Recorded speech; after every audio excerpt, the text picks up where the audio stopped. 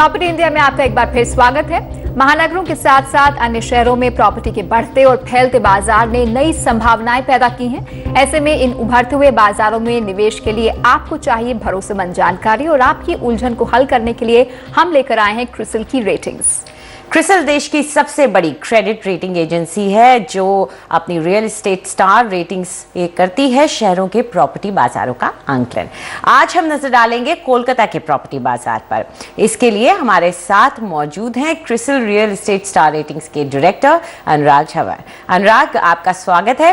तो शुरुआत सबसे पहले कोलकाता के बारे में ही कुछ बताने से कीजिए कि आखिर ये शहर कैसा है।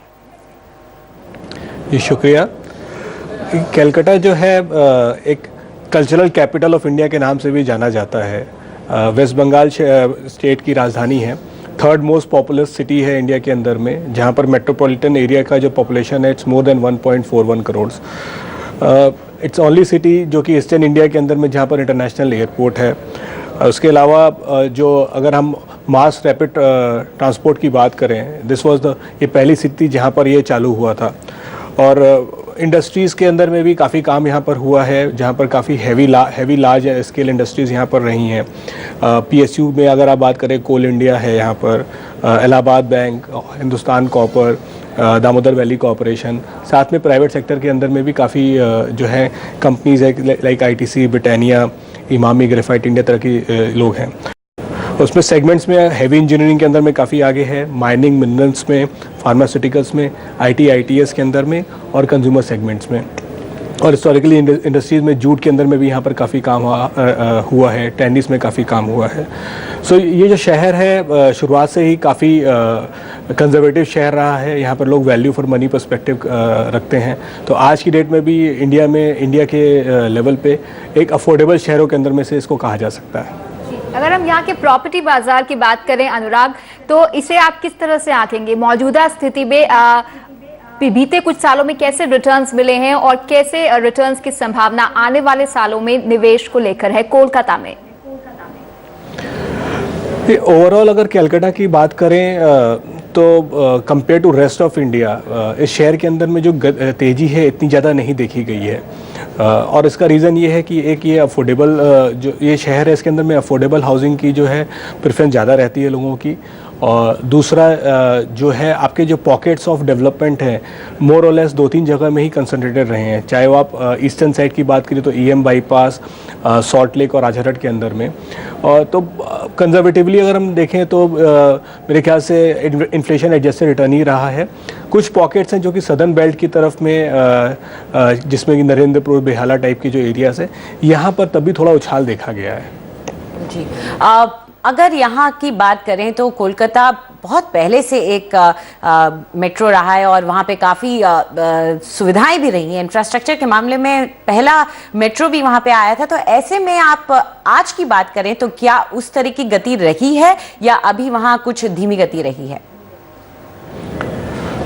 अगर पेस ऑफ एग्जीक्यूशन की बात करें तो ये शहर में थोड़ा तो मैं कहूँगा कि और अच्छे से चीज़ें हो सकती थी।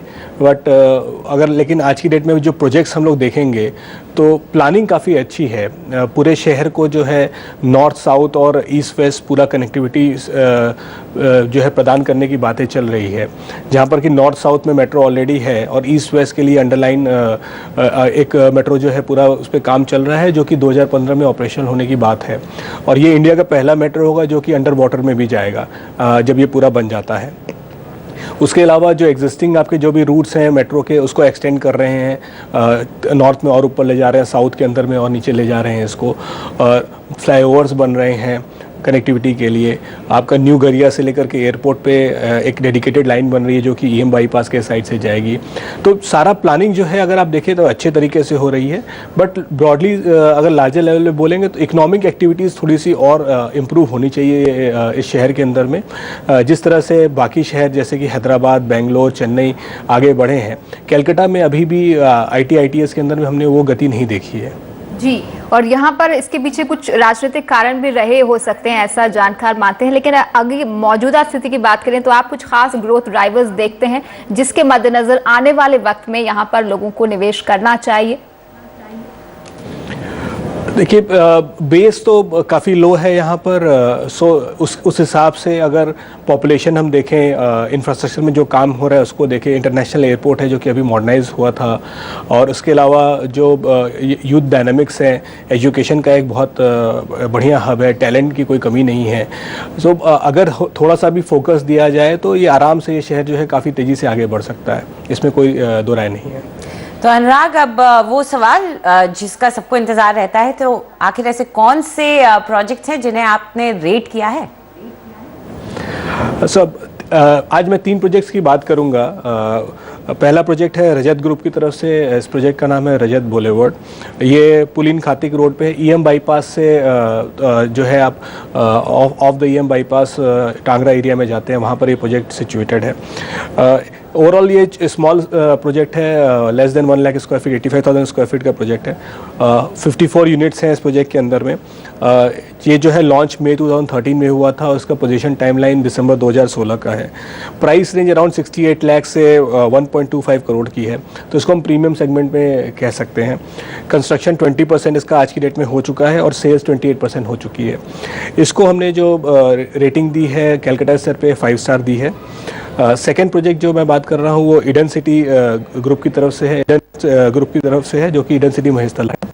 महेशतला भी एक अपकमिंग अफोर्डेबल सेगमेंट का एरिया है जो कि आपका साउथ वेस्ट कैलकाटा की तरफ में पड़ता है। लार्ज प्रोजेक्ट है जो कि 2.7 मिलियन स्क्वायर फीट का है। 38 ब्लॉक्स इसके अंदर में प्लान है और 2072 यूनिट्स हैं। ये प्रोजेक्ट लॉन्च हुआ था 2007 के अंदर में, और इसका जो प्लान कंप्लीशन टाइम है, ऑलरेडी डिलीवरी शुरू हो गई है मई 2014 से, और आगे जा कर के और लॉन्च करेंगे तो डिलीवर करते रहेंगे। एक अफोर्डेबल सेगमेंट का प्रोजेक्ट है जो कि 23 लाख से 55 लाख के बीच में जो इसमें यूनिट्स मिल सकती हैं। कंस्ट्रक्शन जैसे मैंने बोला कि एडवांस स्टेजेस में 28 ब्लॉक्स ऑलरेडी कंप्लीट हो चुके हैं पूरे। 3 ब्लॉक्स, बाकी 3 blocks 90% and another 3 blocks 85% complete हो चुके हैं। ओवरऑल सेल्स 82% हो चुका है। सो इस प्रोजेक्ट को जो है हमने सारे पैरामीटर्स पे देख करके कैलकाटा 6 स्टार की रेटिंग दी है। जो थर्ड प्रोजेक्ट है वो गोदरेज ग्रुप की तरफ से है, गोदरेज प्रॉपर्टीज लिमिटेड की तरफ से। अलीपुर के अंदर में प्रोजेक्ट लोकेटेड है। प्रोजेक्ट का नाम गोदरेज प्लैटिनम है। एक अल्ट्रा प्रीमियम सेगमेंट का ये प्रोजेक्ट है जो कि 1,66,000 square feet total built up area है और 35 यूनिट्स इसके अंदर में है। इसका जो प्राइस है अराउंड 25,000 रुपीज़ स्क्वायर फीट चल रहा है। ये अप्रैल 2013 में लॉन्च हुआ था और इसकी डिलीवरी मार्च 2016 के अंदर में होगी। इस प्रोजेक्ट के अंदर में 8.5 से लेकर के 12 करोड़ तक की यूनिट्स अवेलेबल है। इस प्रोजेक्ट को सारे पैरामीटर्स पे देख करके हमने कैलकाटा 6 स्टार की रेटिंग दी है। बहुत बहुत शुक्रिया अनुराग आपका। इतनी सारी जानकारियां कोलकाता शहर के प्रॉपर्टी मार्केट और वहां के प्रोजेक्ट्स की रेटिंग्स को देने को लेकर। इसी के साथ हम आगे बढ़ते हैं। वक्त हो गया है आपसे विदा लेने का। आपको रहने के लिए सस्ता मकान चाहिए या निवेश के लिए ऐसी प्रॉपर्टी जो सस्ते से बन जाए महंगी, आप अपनी प्रॉपर्टी बेचना चाहते हैं या खरीदना चाहते हैं, हम आपकी मदद करेंगे। जी हाँ, प्रॉपर्टी से जुड़ा आपका कोई भी सवाल है तो उससे property@ndtv.com पर ईमेल कीजिए या फिर हमें फोन मिलाइए। ये चाहे तो आप हमें SMS भी कर सकते हैं। प्रॉपर्टी लिखिए, एक स्पेस दीजिए और अपना सवाल हमें लिखकर 56388 पर भेज दीजिए। प्रॉपर्टी से जुड़े आपके जितने सवाल हैं उनके जवाब ढूंढने के लिए अब आपको और परेशान होने की जरूरत नहीं है, क्योंकि प्रॉपर्टी इंडिया आपका शो है ना। याद रखिए, प्रॉपर्टी के बारे में कोई भी फैसला करने से पहले हमसे सलाह जरूर लीजिए। फिलहाल इजाजत दीजिए। नमस्कार। नमस्कार।